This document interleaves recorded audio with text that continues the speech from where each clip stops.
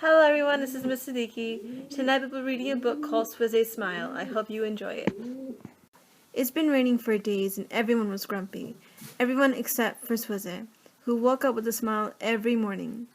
Yo, Swizie, that smile is magic, said Gogo. Is it for me? Swizie clapped his hand over his mouth. But it's my smile, Gogo, he whispered. His mother laughed. Swizie, a smile is something you can give away without losing it. Look! She lifted him up to the mirror. That was his smile, just as bright as before.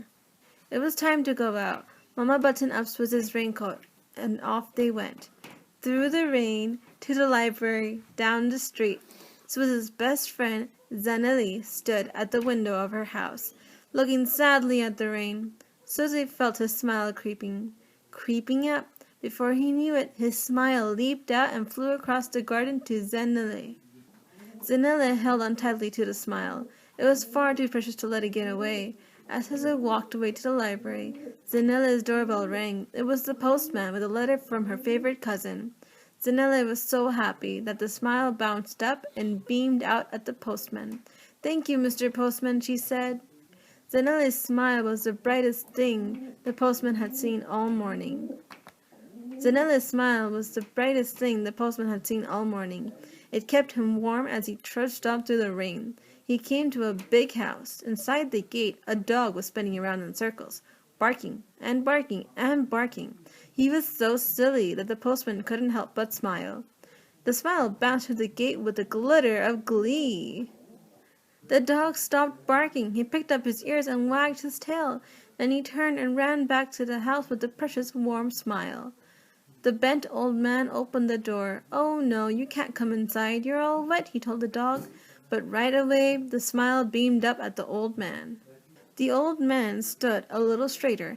"Ish," he said. "Who cares if it's raining? Let's go for a walk, boy," and off they went, splashing into the puddles. There at the zebra crossing stood grumpy Mrs. Mugbella, the traffic cop. She looked cold and wet and miserable. The old man knew just what to do. "Morning, Mrs. Mugbella," he called and smiled his biggest, brightest smile. But Mrs. Mugbella did not smile back. Standing in the rain for days can make a face sad, sad, sad. But a smile is a magical thing, and, by now, the smile was so strong and so bright that it was very hard to keep inside. It didn't work right away, but bit by tiny bit it began to creep out until at last a great big smile lit up Mrs. Mugabella's face. The school bell rang, then children ran across the road.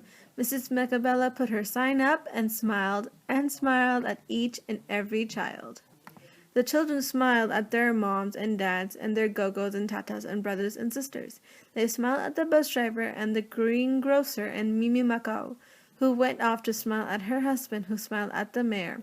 The smiles leaped and rolled and beamed and gleamed until everyone was smiling and giggling and laughing out loud in the rain.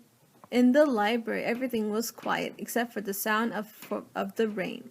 "It's time to go," said Swizie's mother, closing her book. "Oh, Mom," said Swizie, who had run out of smiles.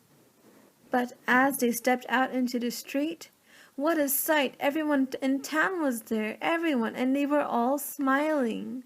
The smile bounced around and beamed at Swizie.